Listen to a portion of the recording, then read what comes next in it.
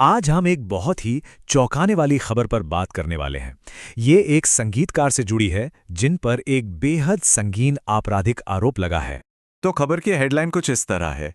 गायक D4VD पर 14 साल की एक लड़की की मौत के मामले में फर्स्ट डिग्री मर्डर का चार्ज लगाया गया है। डीए ने ये घोषणा की है। अब ये हेडलाइन अपने आप में बहुत कुछ कहती है।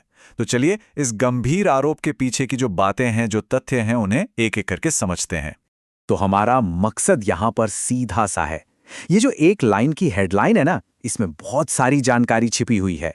हमें बस उसी को परत दर परत खोलना है और समझना है कि आखिर हुआ क्या है। तो शुरुआत करते हैं सबसे जरूरी चीज से, और वो है ये आधिकारिक आरोप आखिर है क्या।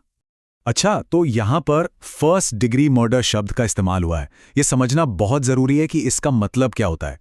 देखिए, ये हत्या का सबसे संगीन, सबसे गंभीर आरोप होता है।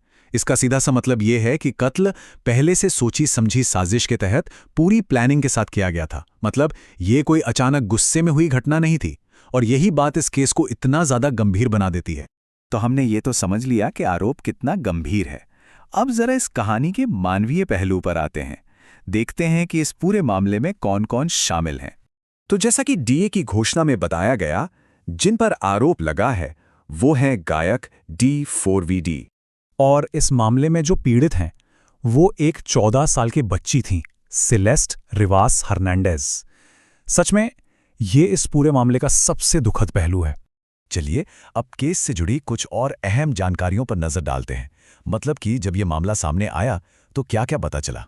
तो एक सवाल मन में आता है ना, कि ये सब पता कब चला? ये जो पूरी खोज हुई आखिर हुई कब थी? तो ये खोज हुई थी पिछले साल सितंबर में। अब यहाँ एक बात पे गौर करने वाली है कि खोज हुई सितंबर में और चार्जेस की घोषणा अब हुई है। मतलब इन दोनों के बीच कई महीनों का फासला है। ठीक है, तो हमें समय तो पता चल गया, लेकिन सवाल ये है कि अधिकारियों ने इस खोज के बारे में पब्लिक को क्या-क्या बताया। तो जो आधिकारिक घोषणा हुई उससे 3 बड़ी और चौंकाने वाली बातें सामने आईं। पहली, कि पीड़ित का शव एक टेस्ला गाड़ी के अंदर मिला। दूसरी बात, वो गाड़ी संगीतकार D4VD के नाम पर ही रजिस्टर्ड थी। और तीसरी और सबसे भयानक बात ये थी कि शव छत विछत हालत में था।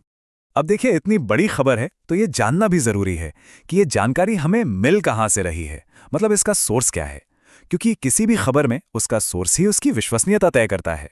तो ये जो पूरी घोषणा है ये की है लॉस एंजल्स काउंटी के डिस्ट्रिक्ट अटॉर्नी नेथन होचमैन ने। इसका मतलब साफ है, ये कोई अफवाह नहीं है। ये आरोप एक ऑफिशियल कानूनी अथॉरिटी की तरफ से लगाए गए हैं।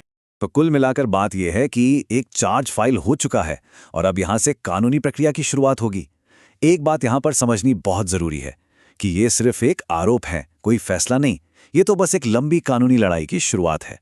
और आखिर में ये पूरा मामला हमें कुछ बड़े सवालों के साथ छोड़ जाता है ना? ये केस सेलिब्रिटी कल्चर, उनकी जिम्मेदारियों और इंसाफ के सिस्टम पर किस तरह के सवाल खड़े करता है। ये कुछ ऐसी बातें हैं जिन पर सोचना वाकई जरूरी है।